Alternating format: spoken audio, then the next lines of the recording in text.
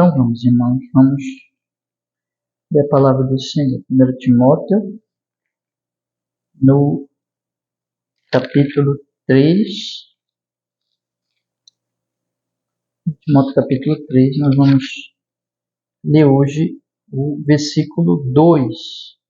Mas eu quero meditar com vocês só na primeira partezinha do versículo, tá? Mas vamos ler todo o versículo 2. Diz assim, 1 Timóteo capítulo 3, verso 2. É necessário, pois, que o bispo seja irrepreensível, marido de uma mulher, vigilante, sóbrio, honesto, hospitaleiro, apto para ensinar. Amém. Vamos orar. Senhor, nós estamos aqui reunidos, Senhor, com o propósito de juntos meditarmos na Sua palavra maravilhosa. Nós queremos pedir, Senhor, fale conosco. Em nome de Jesus, que esse trecho que vamos estudar hoje, Senhor, que é tão importante, tão fundamental, que ele seja compreendido por nós, Senhor. E o Senhor aplique Sua palavra ao nosso coração, à nossa alma, Senhor. Nós te pedimos, perdoa nossos pecados e nos conceda nesta manhã a Sua porção, a Sua palavra, em nome de Jesus. E abençoa nosso trabalho, a nossa igreja, tudo que nós estamos aqui, Senhor, para fazer, seja em Seu nome, seja para o Seu louvor em Cristo. Amém e amém. Graças a Deus. Pode sentar. Olha, irmãos, hoje quero falar com vocês a primeira parte do versículo 2. Vou ficar só aqui hoje, tá? Que diz assim, observem, a primeira parte do versículo 2. Timóteo capítulo 3, versículo 2. É necessário, pois, que o bispo seja irrepreensível. Então é isso que nós vamos falar hoje, sobre o bispo, e que está se referindo, na verdade, aos pastores, né? Eles sejam irrepreensíveis. Como eu tenho feito, primeiro vamos colocar esse trecho aqui da palavra de Deus no contexto de tudo que nós temos estudado nessa carta pastoral. Nós estamos nesse estudo das pastorais. Nós vamos então, se Deus assim permitir, estudar as 3 cartas. Nós estamos aí na primeira, mas estamos avançando já. Estamos chegando aí na metade da primeira carta pastoral, que é a 1 Timóteo. O que nós temos visto até aqui? O apóstolo Paulo, ele escreveu esta carta, ele mesmo diz, no início da carta, ao pastor Timóteo, o evangelista Timóteo, que estava em Éfeso, e ele começa dizendo assim, olha, eu te escrevi, em versículo 3 do capítulo 1,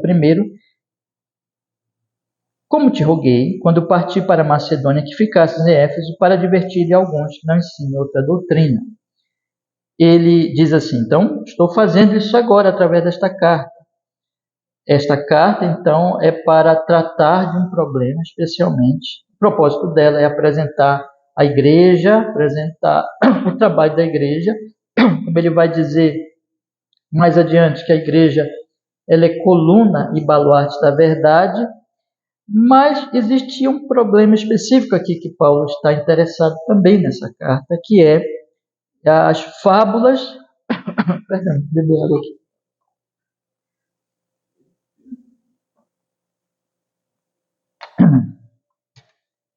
As fábulas e as genealogias que estavam sendo pregadas por falsos mestres naquela igreja de Éfeso, de maneira que eram mentiras, eram enganos, distorções da lei de Deus, invenções humanas, e eles estavam então fazendo isso, afastando as pessoas do Evangelho. E Paulo, na verdade, em suma, ele está dizendo assim para Timóteo, Timóteo, prega o Evangelho da salvação em Cristo Jesus. Ele diz que aqueles homens, que aqueles falsos mestres, podemos dizer também falsos pastores, eles estavam então falando de coisas que eles nem sabiam e afastando as pessoas, como ele diz aqui no versículo 6, do que desviando-se alguns se entregaram a vãs contendas, querendo ser mestres da lei, não entendendo nem o que dizem, nem o que fazem. Esse mandamento de Paulo para Timóteo ficar firme no Evangelho, condenar essas doutrinas e ficar firme no Evangelho, visava, versículo 5, o amor de um coração puro, de uma boa consciência, de uma fé não fingida. O que, tirando o Evangelho, essas pessoas estavam se desviando exatamente do amor, se desviando de um coração puro, de uma boa consciência, de uma fé não fingida. Ou seja, irmãos, estavam matando a igreja, porque Deus, ele constrói a sua igreja por meio da verdade, por meio do Evangelho.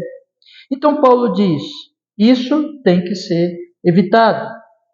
Ficas ali, e como eu te disse, para ficares e advertir de alguns que não ensinem isso, assim também eu faço por essa carta. Paulo diz então que ele é o grande exemplo do Evangelho. Ele que era um perseguidor da igreja, mas pela graça ele foi salvo. Ele diz no versículo 15 e 16, esta é uma palavra fiel e digna de toda aceitação, que Cristo Jesus veio ao mundo para salvar pecadores, dos quais eu sou o principal, mas por isso alcancei misericórdia, para que em mim, que sou o principal, Jesus Cristo mostrasse toda a sua longanimidade, para exemplo dos que haviam de crer nele para a vida eterna. Então ele louva a Deus. Veja que ele diz, eu sou o exemplo do Evangelho. Eu que fui um perseguidor. E aqui está na minha vida a graça de Deus, o amor de Deus, a salvação gratuita na pessoa bendita de Jesus. Então, quando as genealogias são pregadas, as pessoas vão se afastando disso, vão se afastando do Evangelho. Mas o Evangelho, irmãos, ele é fundamental e ele é a pregação através da qual Deus vai construindo a sua igreja. Essa é a obra de Deus. No capítulo 2, que nós estudamos também, ele aplica esse assunto ao culto. Capítulo 2 fala do culto.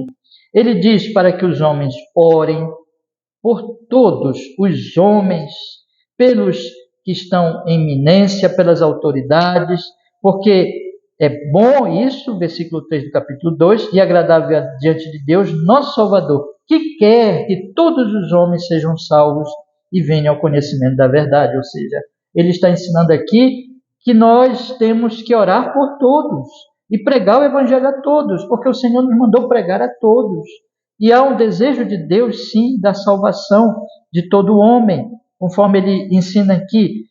Há um só Deus, há um só Salvador, há uma só pregação. Paulo está aqui prevenindo o que ocorria exatamente na pregação das genealogias, porque na pregação das genealogias as pessoas começavam a se dividir. Quem não cresce exatamente como elas era odiado, e eles odiavam os judeus, passavam a odiar os gentios, e isso dividia a igreja, dividia as pessoas em relação às pessoas de fora.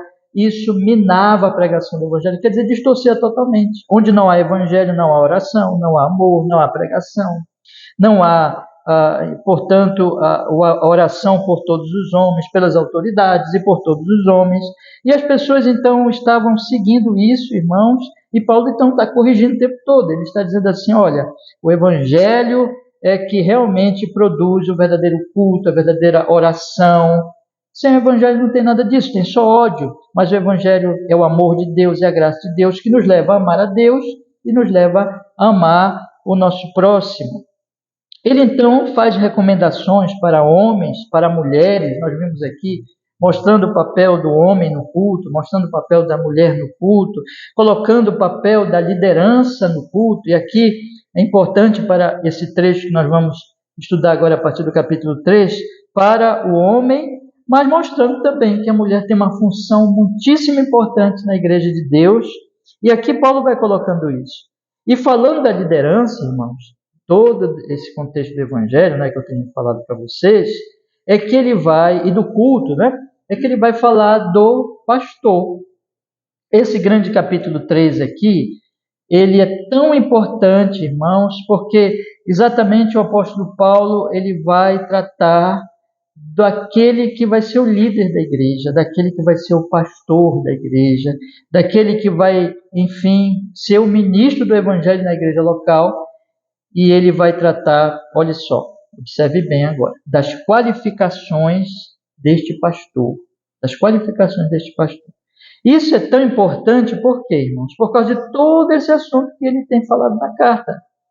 Quer dizer que haviam ali homens que estavam se levantando, observe bem, se levantando para serem pastores, para serem ministros, para serem mestres, para serem ensinadores. Desde o capítulo 1 ele tem falado isso, mas que não pregavam o evangelho. Eram homens, portanto, que distorciam a palavra de Deus e que naturalmente iam se mostrando homens falsos, falsos pastores, falsos pregadores, falsos ministros, homens, portanto, desqualificados, observe bem essa palavra, desqualificados para o ministério. Então veja, Paulo está tratando aqui dos pastores como ministros do evangelho, e em tudo isso que ele vai falar da qualificação dos pastores. Eles têm que ser homens qualificados, porque eles devem pregar o evangelho. Eles devem anunciar o evangelho. E é interessantíssimo nós observarmos, fazermos uma comparação entre o que Paulo diz aqui dos verdadeiros ministros, das qualificações dos verdadeiros ministros, que pregam esse evangelho verdadeiro e não as genealogias, fazemos uma comparação desses com os da genealogia e das fábulas. Porque, note, eu quero chamar a atenção agora, irmãos, disso, que no capítulo 2, ele diz que os homens, no versículo 8, ele diz assim: quero, pois, que os homens orem em todo lugar levantando mãos santas, sem ira nem contenda. Quando você vê isso, Paulo está falando o quê? Exatamente daqueles da genealogia, das fábulas. Eles tinham ira em contenda. Eles somente brigavam. Eles pregavam um falso evangelho divisor, de ódio, de briga, de confusão, que dividia a igreja, que odiava as pessoas de fora, que fazia com que as pessoas de fora não se orassem mais por elas e não se pregasse mais a elas o evangelho genuíno. Claro, e nem eles nem pregavam o evangelho. E essas pessoas, esses homens, eram homens, olha só, cheios de ira e cheios de contenda. Agora, olhe o que Paulo fala de uma das qualificações dos ministros verdadeiros, como ele diz aqui, irmãos, do versículo 3, agora do capítulo 3. Observe, uma das qualificações dos verdadeiros ministros: não dado ao vinho, não espancador, não cobiçoso de torpe ganância, mas moderado, não contencioso, não avarento. Entre outras coisas, eu quero fazer esse contraste, chamar a atenção, que enquanto ele diz para os homens levantarem mãos santas, sem ira, sem contenda, ele diz que os verdadeiros pastores são assim. Vocês estão entendendo? Os verdadeiros pastores, eles não são violentos, eles não são briguentos, eles não vivem em contenda. Eles são homens pacíficos, eles são homens mansos, os verdadeiros pastores. Então, aqui, irmãos, é muito importante nós notarmos isso. Ele está fazendo um contraste entre os das genealogias e das fábulas, dizendo: esses homens aqui, eles são briguentos, eles são violentos, eles são cheios de ira, eles são raivosos, e eles não oram, e eles não pregam o evangelho da paz. Eles pregam o evangelho falso da contenda, do orgulho humano, da divisão. Não é interessante isso? Então, eu quero sugerir aqui para vocês que, entre outras coisas, Paulo está querendo nos fazer ver a diferença entre uma coisa e outra, entre um falso pastor e um verdadeiro pastor. No nosso estudo anterior, nós vimos que ele diz, no primeiro versículo, eu convido vocês a olharem agora comigo, ele diz assim: esta é uma palavra fiel. Se alguém deseja o episcopado, excelente obra deseja. Ele está falando aqui de um desejo, vamos colocar assim, né? Mas acontece, de um jovem irmão que quer ser pastor. Aí eu falei para vocês que Paulo está dizendo assim: se alguém deseja isso, ele deseja uma obra excelente. ele deseja uma obra honrada, ele deseja uma obra que realmente é excelente, importante, essencial, honrada, que é ser ministro do Evangelho. Ele está falando aqui, como nós vimos semana passada não, no estudo anterior, que esse jovem deseja, eu falei para vocês, esse desejo, porém, não é leviano, não é desejo meramente para estar na frente da igreja, ser líder, orgulhoso, não é nada disso, mas é um desejo que vem de Deus, é um chamado espiritual para pregar o Evangelho. Esse irmão se sente inapto, se sente incapaz, se sente não merecedor disso. De certa forma, ele até resiste a ir para o ministério. Ele não vai para o ministério assim, vamos lá, porque é uma coisa simples. Não, ele sabe o peso, a responsabilidade, ele sabe como é difícil e ele sabe o valor do ministério, porque ele está dizendo aqui é uma obra excelente, mas esse irmão tem um desejo e Deus o leva a pregar o Evangelho e a então assumir esse papel de ministro, e ele faz isso de forma humilde, confiando na graça, confiando no sangue de Jesus, não em si mesmo, não nos seus méritos. Falei para vocês então na exposição anterior. E aqui, irmãos, está a conexão com o versículo 2. Observe bem o que eu vou lhes dizer agora. É exatamente porque esta obra é excelente, ela é excelente, que é necessário que o bispo seja irrepreensível. Vocês notem aqui que eu vou ler o 1 e o 2, a primeira parte do 2, eu vou ler o 1 e o 2 e a primeira partinha do 2 sobre ser irrepreensível. E observe aqui uma coisa, ele diz assim: esta é uma palavra fiel. Se alguém deseja o episcopado, excelente obra deseja. Aí ele diz assim: é necessário, pois, que o bispo seja irrepreensível. Este pois, irmãos, ele está chamando a atenção da excelência. Então, porque é excelente, o bispo tem que ser irrepreensível. Perceba a conexão. Tá? Você não pode colocar uma pessoa para fazer uma obra dessa excelente, a não ser que ela seja irrepreensível, por causa da excelência da obra.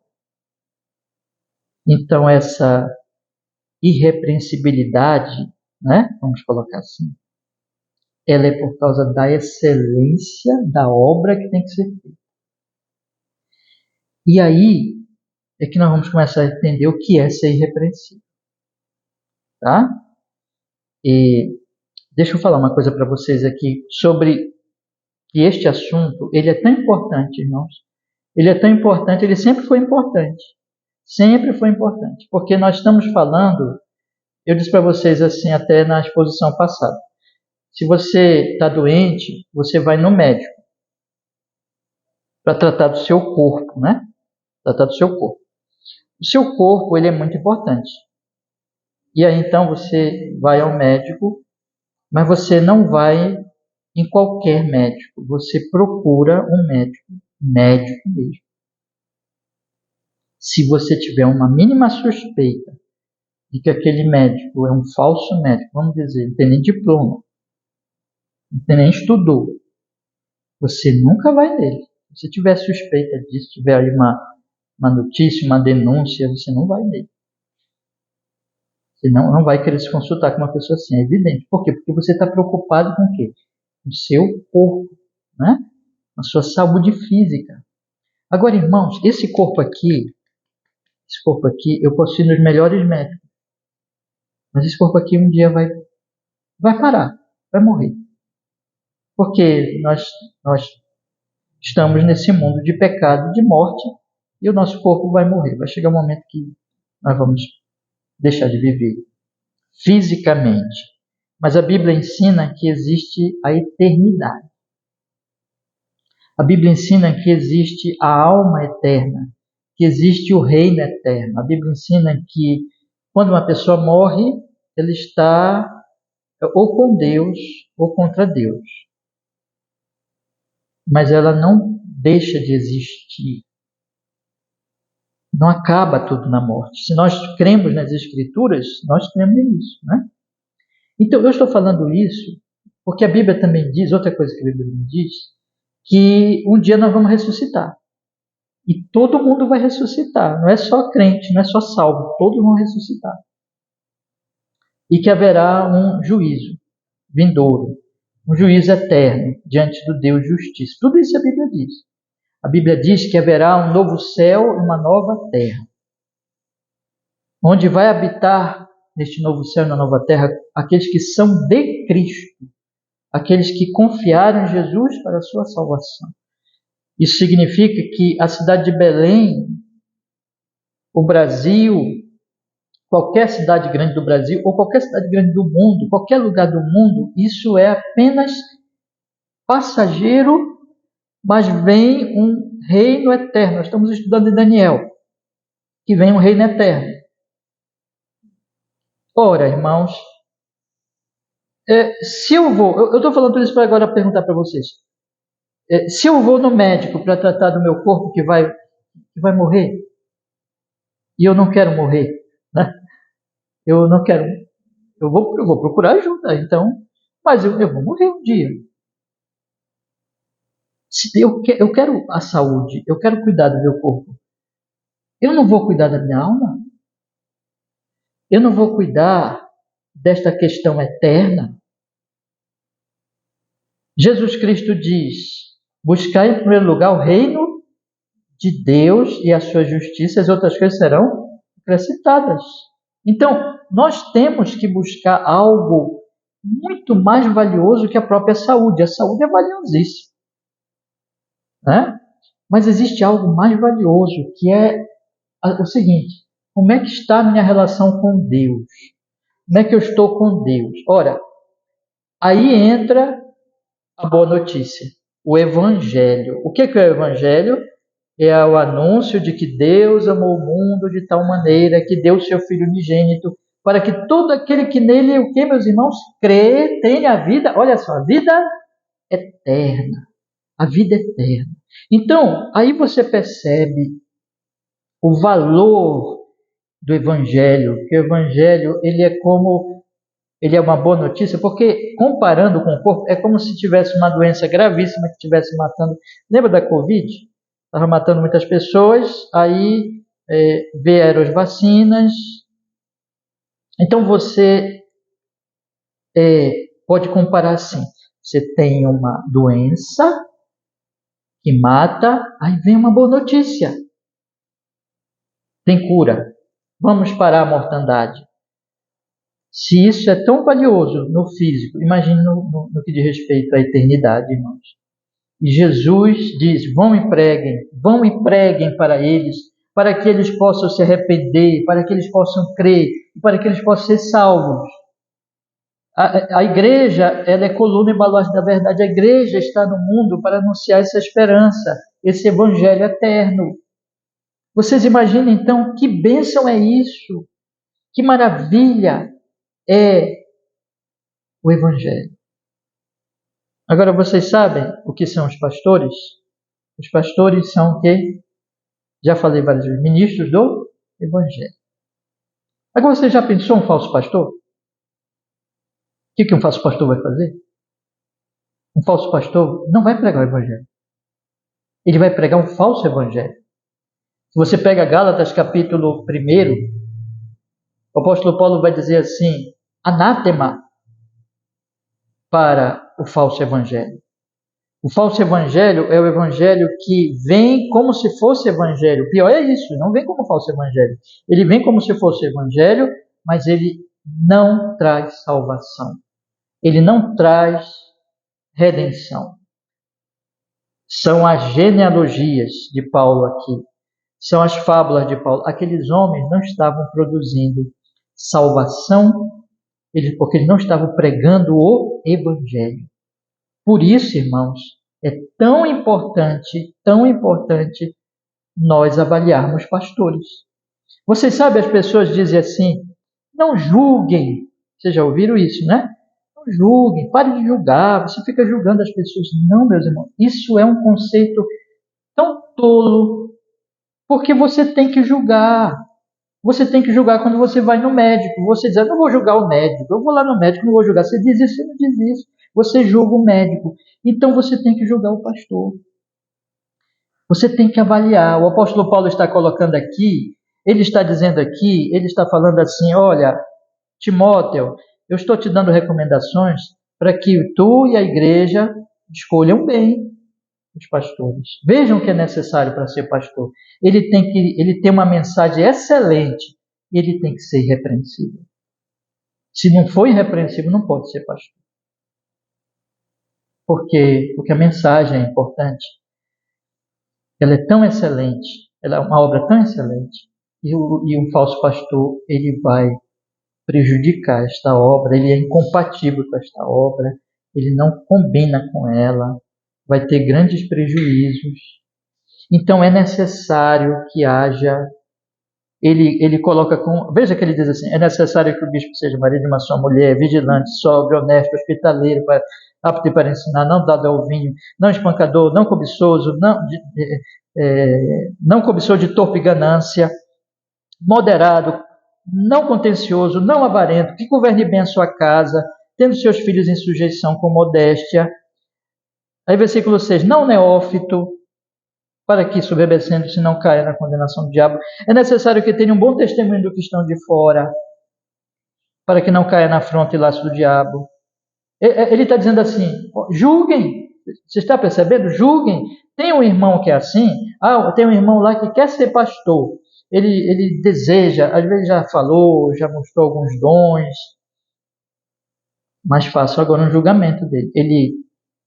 Ele passa nesse teste da irrepreensibilidade, entendeu? Porque ele tem que ser irrepreensível nesse sentido aqui. Ele passa nesse teste. Se ele não passa nesse teste, não pode ser pastor. Não pode ser pastor. Não é pastor. A igreja pode até consagrar ele como pastor, mas ele não é pastor. Deus está dizendo não é pastor, porque pastor tem que ser assim. E a igreja que aceitar uma pessoa que não é assim, está se pondo em risco. Porque, repito, se é ruim, se é péssimo e não falso médico, imagine você ter um falso pastor. Imagine você ter uma pessoa que vai cuidar de almas, matando as almas. Porque é isso que esse pastor falso vai fazer, ele vai matar as almas. Ele não vai pregar o evangelho. Ele não vai ministrar a verdade, ele vai destruir a vida das pessoas. É isso que está em jogo, irmãos. É a glória de Deus, é a igreja de Deus, é a salvação dos pecadores. Não é uma coisa pequena. Não é uma coisa assim, escolhe qualquer um ali, tem um servicinho para fazer ali, ajeitar uma telhazinha lá em casa, chama qualquer um aí. Não é isso. É uma obra excelente, honrada, importantíssima. Se você põe uma pessoa lá que não é, vai ter prejuízos seríssimos. E deixa eu falar uma coisa para vocês agora. Agora eu quero colocar no nosso tempo, tá? Está acontecendo isso nos nossos dias. As pessoas bastam ver um homem falando de forma eloquente, cativante, dependendo do gosto da pessoa, né? Às vezes ela gosta daquele agressivo que grita, que fala, gosta de um mais mansinho que fala mais mansinho, né? E aí a pessoa ouve aquele ali e começa a ser cativada. Como ele fala bonito, como ele fala bem. Ele fala coisas que eu concordo. Ele fala coisas que tocam no meu coração. E ver essas pessoas na televisão, ver essas pessoas agora, né, na internet, nas redes sociais, no YouTube, Facebook, Instagram. Recebe mensagem, vídeos dessas pessoas no WhatsApp, nas redes sociais, e começa a ficar pressionado e ouve. Ou então faz uma visita na igreja dele, ou dela, né? E aí gosta porque agradou a si, em algum sentido. A Bíblia diz, Paulo vai falar que as pessoas muitas vezes querem uma mensagem que agrada os ouvidos. que agrade aos seus desejos pecaminosos. E aí, irmãos, são enganados. Porque essas pessoas, elas não... Veja, existe uma responsabilidade no pregador, mas existe uma responsabilidade no ouvinte. Se você pensa... Bom, eu estou usando a comparação do médico, porque é muito interessante para nós compararmos. Se o médico tem que ser médico, eu tenho que ser cuidadoso para me consultar com o verdadeiro médico. Não tem? Eu tenho que fazer uma pesquisa. E se ouvir falar que aquele é um falso médico, eu tenho que correr dele. É a minha responsabilidade com a minha vida.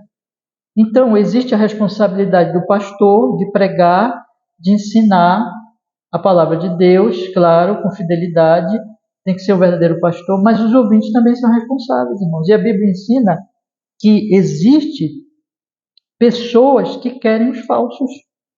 Existem pessoas que querem o engano. Existem pessoas que querem a mentira. No dia do juízo, vão ser condenados falsos pastores diante de Jesus. Jesus vai dizer assim, nunca vos conheci, lembra lá de Mateus 7? E vão dizer assim, mas eu operei milagres, eu expulsei demônios, eu preguei, eu profetizei. Jesus vai dizer, nunca vos conheci, porque vocês são da iniquidade, vocês nunca foram meus, vocês são falsos. Vai ter muita surpresa no dia do juízo, o Sermão da Montanha diz. Mas Jesus vai falar também para as pessoas, cuidado com os que vêm vestidos de ovelhas, mas por dentro são o quê? Lobos devoradores. Então, no dia do juízo, Jesus vai condenar também muita gente que não ouviu o próprio Jesus quando disse cuidado, mas quis os lobos. Quis os lobos, quis os mentirosos, quis os enganadores. Irmãos, eu estou lhes falando nessa manhã de alguma coisa muito séria. Muito séria. É sério demais. E agora, trazendo para os nossos dias, eu estou falando exatamente isso. Tem gente que não está nem aí para essas qualificações. Eu digo com muita tristeza que a igreja dita evangélica no Brasil rasgou 1 Timóteo. Está nem aí. Rasgou as escrituras. E essas qualificações de capítulo 3, as igrejas, não são todas, nós não podemos generalizar, evidentemente, dizer que todas, mas dizermos assim, que em grande medida não querem saber de 1 Timóteo 3, não querem saber das pastorais, não estão nem aí. E consagram homens falsos, que lotam igrejas, que atraem multidões, porque a mentira atrai multidões, e as pessoas estão louquinhas por serem enganadas, elas querem uma mensagem, porque elas querem ficar nos seus pecados, e as igrejas estão abarrotadas de falsos pastores conduzindo falsos cristãos no movimento evangélico brasileiro. Foi essa semana, eu não sei se vocês viram no noticiário, de uma grande operação no Brasil, policial. Eu ouvi falar, mais de 1.000 agentes participaram. É uma operação que vem investigando o crime organizado. E, irmãos, muita gente, chegou em muita gente, as investigações ainda prosseguem, né, pelo que eu ouvi falar. Agora, por que eu estou falando isso? Porque, irmãos, tem evangélicos envolvidos, tem igrejas envolvidas, igrejas envolvidas com crime organizado, igrejas envolvidas com crime organizado no Brasil. Tá? As pessoas estão lá nessas igrejas. As pessoas estão lá. Dinheiro que vem de crime envolvendo essas igrejas. Dinheiro que vem de morte, dinheiro que vem de tudo que não presta. De toda a podridão da corrupção, do crime, de assassinatos, naturalmente.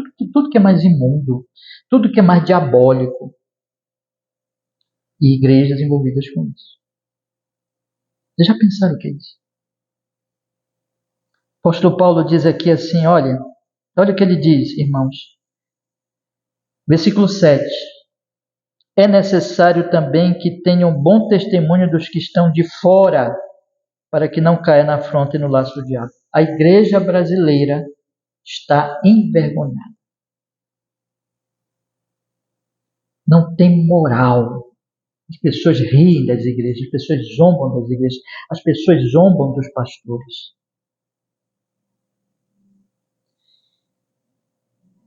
Outra coisa terrível, esse envolvimento com política partidária.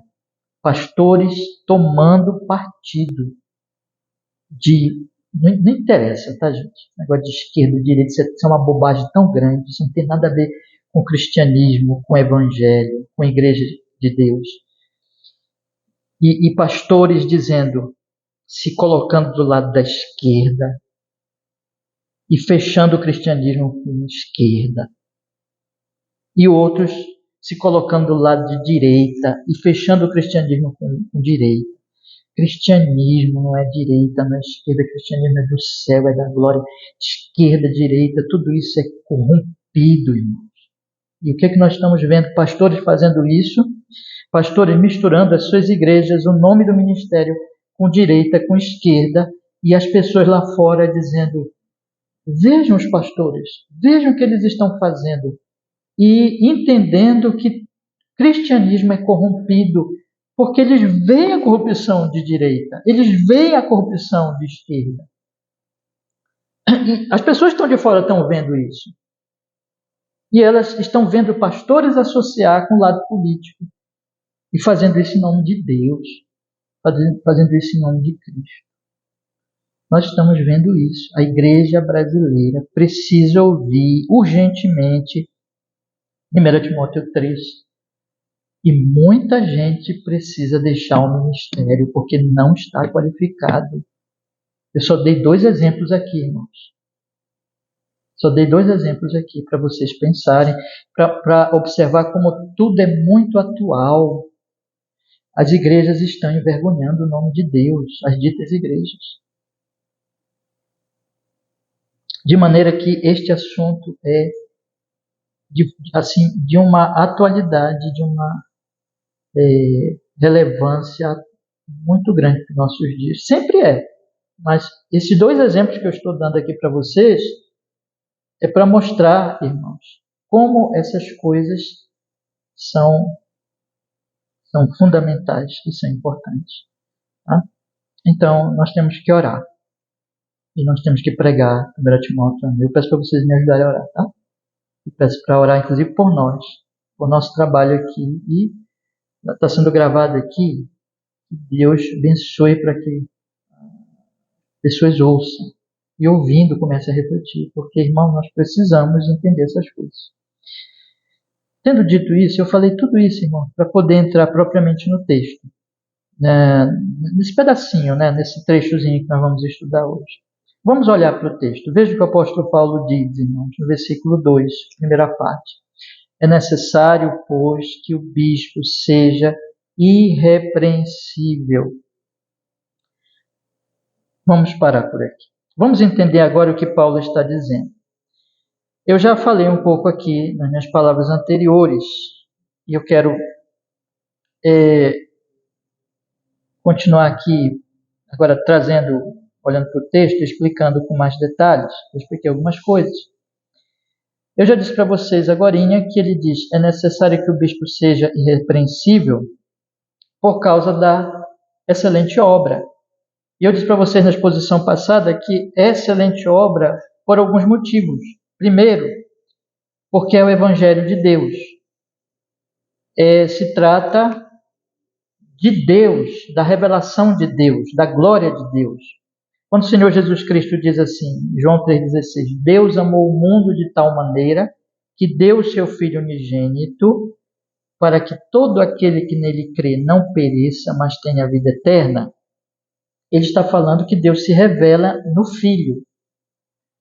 Então, a pregação do Evangelho não é primeiramente nem mesmo para a salvação das pessoas.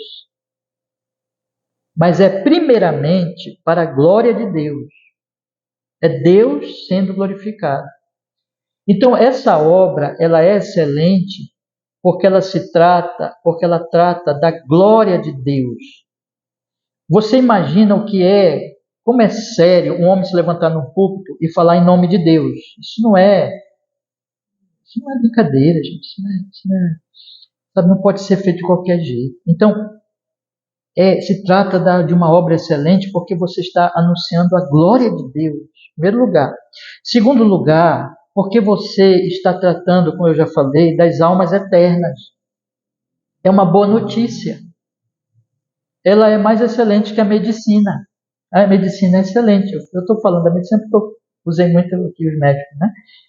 Salva vidas. Como nós devemos honrar os médicos? Eles são tão importantes. Todo mundo que precisa de médico, já foi no médico, vai no médico, né? Eles são tão importantes. Mas, irmãos, essa obra ainda é mais excelente, porque o pastor, ele é um médico de almas. Ele tem que pregar o evangelho, ele tem que levar esperança para as pessoas, ele tem que anunciar a boa notícia. Em terceiro lugar, ela é excelente porque ela cuida da igreja. O pastor é pastor da igreja, de uma igreja local. É isso que Paulo está se referindo mais aqui. E a igreja local é o corpo de Jesus. A igreja em geral, né? É o corpo de Jesus. E a igreja local é a expressão local dessa igreja geral. É o corpo de Cristo. Jesus morreu pela igreja na cruz do Calvário.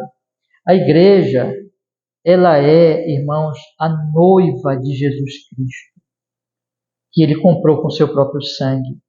Então, o pastor ele tem uma responsabilidade excelente, porque ele cuida da noiva de Jesus Cristo. Ele tem que ensinar, ele tem que visitar, ele tem que orar, ele tem que pregar o evangelho para a igreja, porque continua pregando o evangelho. O evangelho não é só lá atrás, não. A pregação do evangelho é para a igreja também. Ele tem que curar as feridas da igreja e cuidar das ovelhinhas de Jesus, com muito amor, com muita paciência. Então é excelente por causa disso. E preparar a igreja, o ministério dele, Deus o usa para que a igreja se torne coluna e baluarte da verdade. Lembra que Jesus disse que nós somos sal da terra e luz do mundo? A igreja é para brilhar, a igreja é para ser sal, é para ser luz. Então, o pastor tem uma obra excelente. Por causa desta obra excelente, é que ele, então, tem que ser, por isso que Paulo diz, é necessário, pois, devido à excelência da obra, é necessário que ele seja irrepreensível.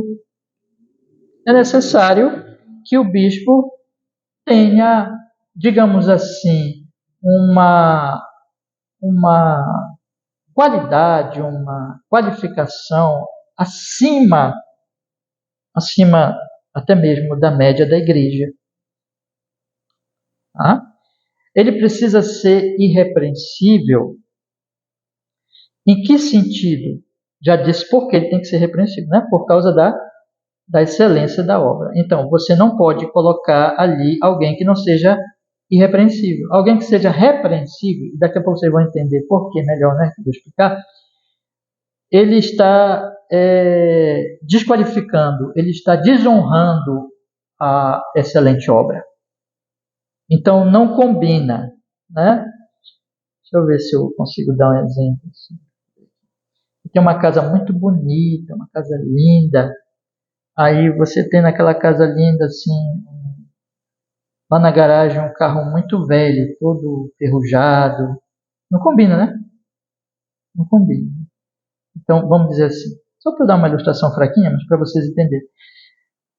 Não combina com a beleza, com a excelência, um pastor todo enferrujado, todo manchado, todo que tenha esses problemas aqui que o apóstolo Paulo vai falar, tá? Ele tem que ser irrepreensível. Agora, o que é ser irrepreensível? Olha, ser irrepreensível não é ser perfeito. É uma palavra forte, uma palavra muito poderosa e muito exigente. Não é brincadeira, não. Não é pouca coisa. Por isso que nós temos que entender primeiro que isso é a graça de Deus. Quem é irrepreensível por si mesmo? Ninguém. Aqui é a graça de Deus. Mas não é irrepreensível no sentido de ser perfeito. Porque, irmãos, não tem perfeitos. Não tem perfeitos. Se fosse perfeição, irrepreensibilidade fosse perfeição, todos os homens do Antigo Testamento estariam desqualificados, né? Até mesmo os mais santos. Porque a Bíblia diz que todos pecaram, todos têm as suas imperfeições, suas fraquezas. Então, se você for pensar em Abraão, Abraão chegou até a mentir.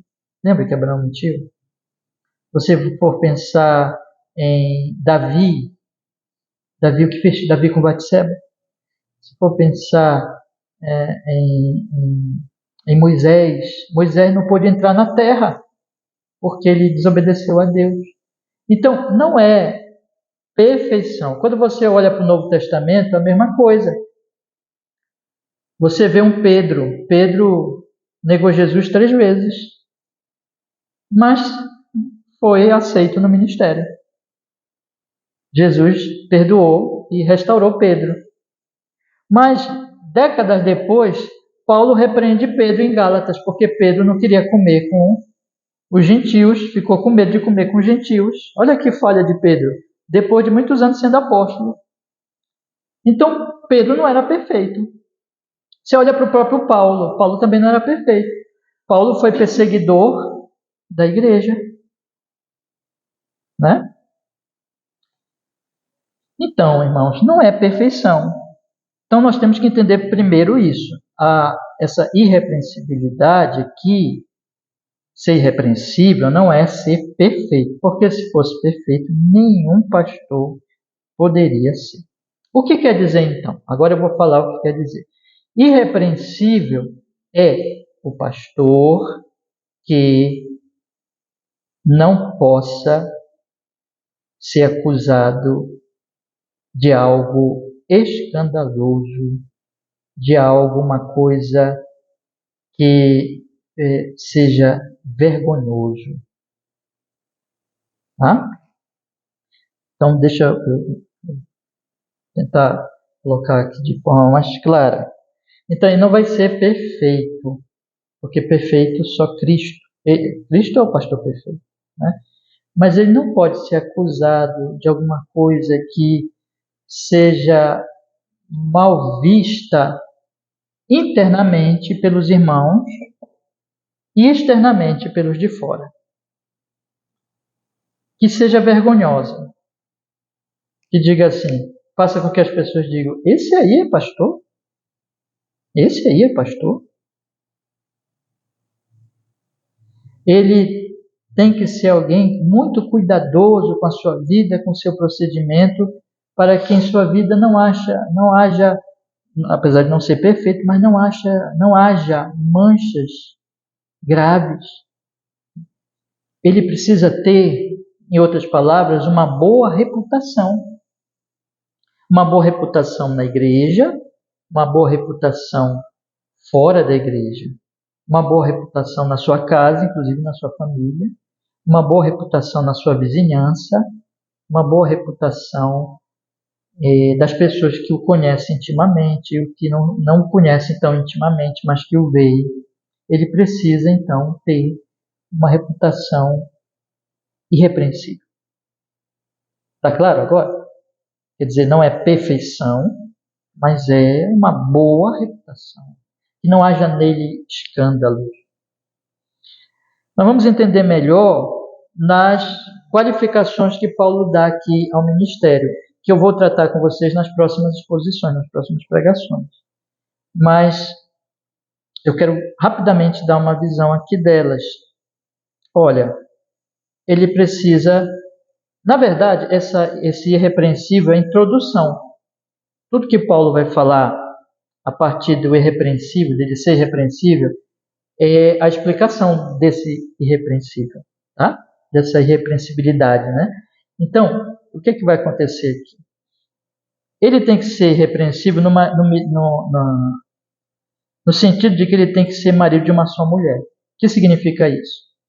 Ele precisa ter pureza sexual. Ele tem que ser puro sexualmente. Ele não pode ser um adúltero, ele não pode viver em fornicação, ele não pode ser vou colocar aqui para vocês, um conquistador, né? Um homem que conquista as mulheres, ele não pode ser nada disso. Ele tem que ter uma pureza sexual. Pureza sexual. Primeira coisa. Se ele não tiver uma pureza sexual, ele não é o quê? Repreensível. Irrepreensível. Ele é o quê? Repreensível. Podem acusar e dizer assim para ele: você é um homem que faz isso, isso. Ele tem que ser alguém vigilante, sóbrio, honesto, hospitaleiro, apto para ensinar. Ele tem que ser uma pessoa equilibrada. Ele tem que ser uma pessoa pronta para o ensino, e um ensino são, correto, e ter dons de ensino. Ele tem que ser uma pessoa não dada ao vinho, não espancador, não cobiçador de torpe ganância, mas moderado, não contencioso, não avarento. Ele tem que ser uma pessoa... Vocês sabem que o bêbado, o ébrio que bebe muito, se torna violento. Então, um pastor beberrão não pode. Um pastor violento, que bate nas pessoas, que briga. Um pastor cheio de ódio, cheio de raiva, com a cara raivosa, que grita, que briga com todo mundo. Entendeu? Um pastor ganancioso, quer dizer, não vou nem chamar de pastor, né? Porque Paulo está dizendo aqui que não pode ser pastor. Um homem ganancioso, gosta de dinheiro, quer dinheiro, busca riqueza, usa o ministério para enriquecer. Uma pessoa que não governe a sua própria casa, que não tem os seus filhos em sujeição com toda a modéstia, ou seja, a família dele, ele é horrível na casa dele. Ele não cria os seus filhos bem. Ele não pode ser neófito, novato. Ele não pode ser soberbo. Ele tem que ter bom testemunho dos de fora. É isso. Ele é repreensível, portanto não é pastor. Não pode ser pastor se ele for impuro sexual, se ele for desequilibrado, se ele for egoísta, se ele for beberrão, se ele for violento, se ele for briguento, se ele for avarento, gosta de dinheiro, engana os outros, quer dinheiro. Se ele não sabe governar bem a sua casa, se a família dele, ele é conhecido como uma pessoa horrível, perigosa, ou a família dele sabe quem ele é, e isso acaba por transparecer. Ele não sabe viver a vida cristã no lar. E ele não educa a sua família, não educa seus filhos e assim por diante, não cuida da sua esposa. E se ele tiver péssimo testemunho fora da igreja, pessoas apontam para ele e dizem: olha esse aí, olha o que ele faz.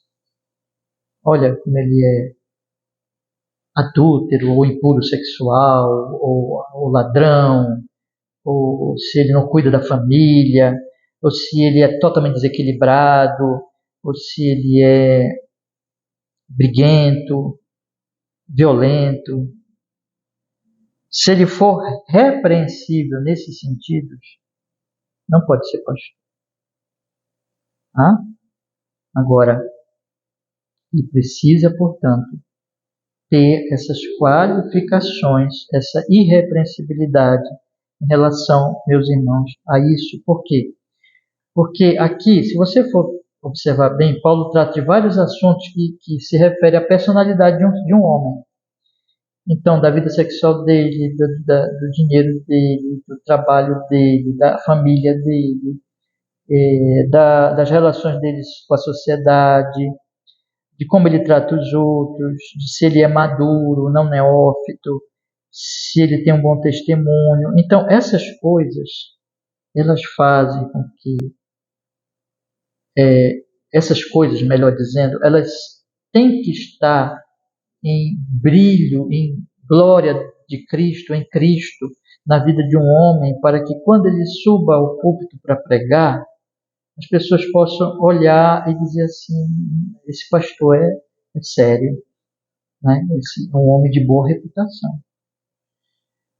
Porque se ele não tiver isso, se ele for repreensível em uma dessas coisas, ele não está combinando com a beleza, com a glória, com a excelência da pregação do Evangelho, irmãos. Agora eu quero colocar para vocês aqui duas coisas para a gente encerrar. Tá? Em primeiro lugar, irmãos, vocês percebem que a gente precisa orar, né? Sobre isso, né? Porque, meus queridos irmãos, como o ministério é sério, nós precisamos pedir que Deus nos abençoe, nos dê graça para levantar, para que haja pregação do Evangelho entre nós, para que haja essa obra excelente. É um tesouro tão grande. Eu fico pensando assim às vezes, né? Se dissesse assim, olha, tem uma mina de ouro ali, ou de pérolas, não sei, alguma coisa muito valiosa, tem uma mina de ouro ali naquela rua ali, sabe? E está lá disponível para quem chegar lá. Você já pensou que ia encher lá de gente? Irmãos, o Evangelho é mais valioso que tudo, porque é Deus revelado. Agora, os que tomam conta desse tesouro têm que ter qualificação, tem que ter essa irrepreensibilidade, porque é muito valioso. Então isso, quem é que pode operar isso em nós? Só Deus, gente. Só Deus. Só Deus. Então nós temos, primeira coisa, irmãos, eu penso assim, quando eu olho para isso aqui, eu penso assim, nós temos que orar. Dizer, Deus, tem misericórdia. Tem misericórdia de nós. Senhor, que o Evangelho seja pregado entre nós. Senhor, que haja pastores verdadeiros assim, que estejam, pela sua graça, qualificados para pregar o Evangelho.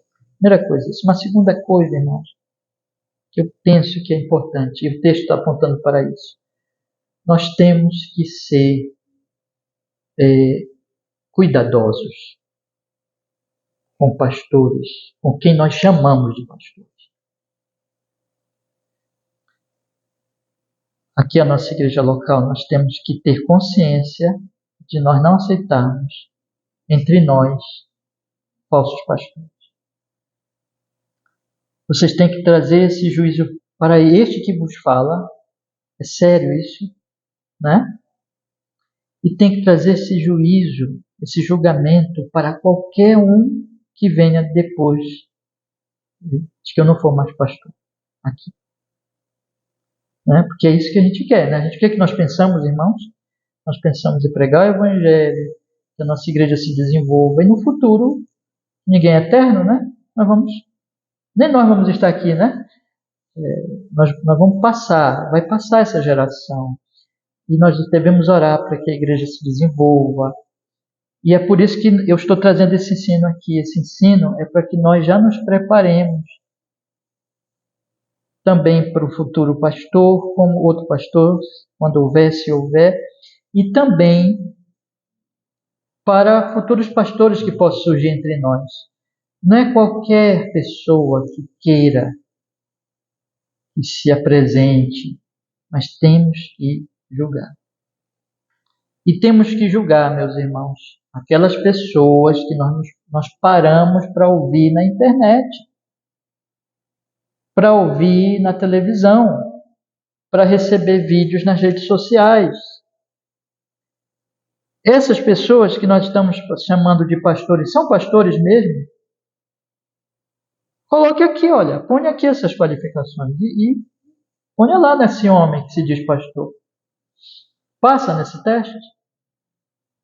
Se não passa, meu irmão, corra longe desse tipo de gente.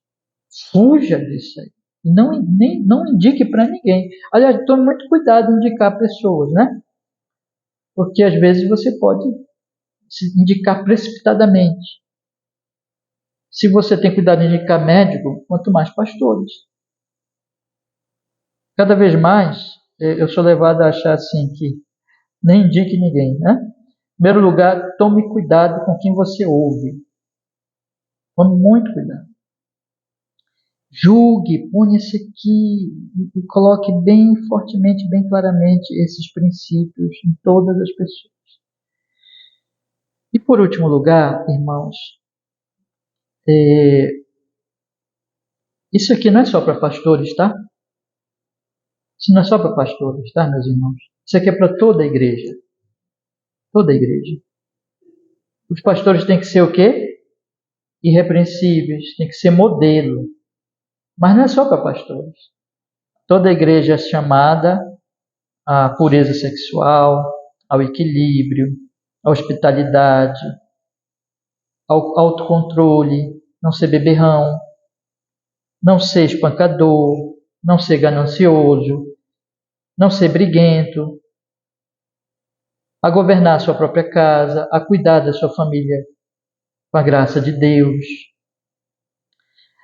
a não ser imaturo, a crescer em maturidade, a não ser soberbo e a ter um bom testemunho com os que são de fora. Todos nós, todos nós. Então os pastores, eles são o exemplo, mas eles são exemplo para que toda a igreja seja também exemplo. Esse é o trabalho, esse é o desejo dos verdadeiros pastores. Por isso que eles têm que ser assim. Pregando o evangelho verdadeiro, mostrando a obra do evangelho da graça de Deus nessa vida. Isso aqui não é fruto humano, tá, meus irmãos? É fruto do Espírito Santo na vida dos pastores. Mas que esse fruto tem que estar na vida da igreja toda. Tem que estar no coração de todos os irmãos. Então eu queria que vocês pensassem nisso. E eu queria que vocês... Essa é a minha última palavra agora, porque eu falei de duas coisas nessa mensagem que é preocupante da igreja evangélica brasileira. Vocês orassem pelo que está acontecendo, meus irmãos. E vocês avaliassem muito bem, aplicassem esse texto ao que está acontecendo.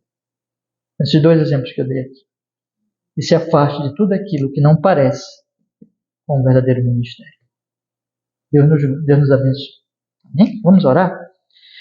Senhor, muito obrigado, porque nós pudemos, nesta manhã maravilhosa, tratar deste assunto tão importante, tão fundamental, Senhor. Ó Senhor, pelo Espírito Santo, abençoa a nossa humilde igreja aqui no Tapanã, mas também todas as igrejas que têm contato conosco, todas as igrejas em que essa mensagem chegar, Senhor, pastores, igrejas, irmãos, e as igrejas em geral no nosso país têm passado tanta vergonha, as igrejas evangélicas no Brasil. Que o Senhor levante entre nós, em nós, em nosso meio e por todas as igrejas, pastores assim, verdadeiros, o evangelho verdadeiro seja pregado. Que haja entre nós pastores irrepreensíveis, que seja o exemplo dessa piedade, Senhor.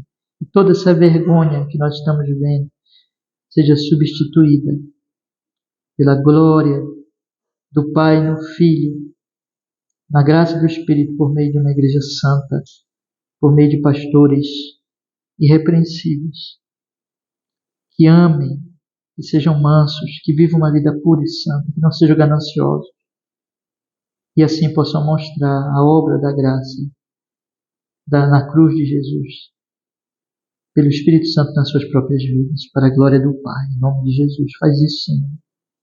Abençoa a nossa querida igreja, abençoa todas as igrejas, para que isso seja mais e mais assim.